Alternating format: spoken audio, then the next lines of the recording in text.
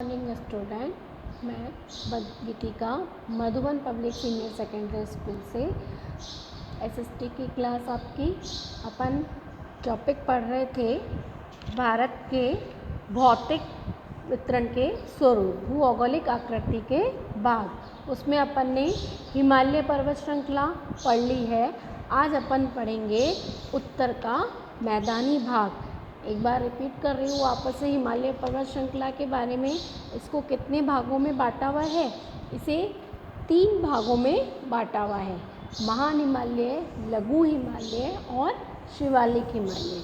महान हिमालय को वृद्ध हिमालय भी कहते हैं और जो हमारा लघु हिमालय है उसे हम मध्य हिमालय भी कहते हैं, और सबसे लास्ट का शिवालिक हिमालय, जिसको कि हम बाह्य हिमालय भी कहते हैं।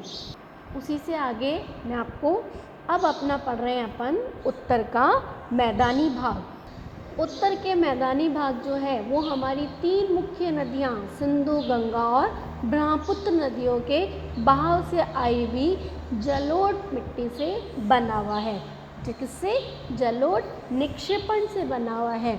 अपक्षय, अपर्दन और निक्षेपण तीनों प्रक्रिया मैंने आपको समझाई थी। तो वही कि यह निक्षेपण के कारण इन तीनों नदियों के निक्षेपण के कारण ही इस मैदान की रचना हुई है।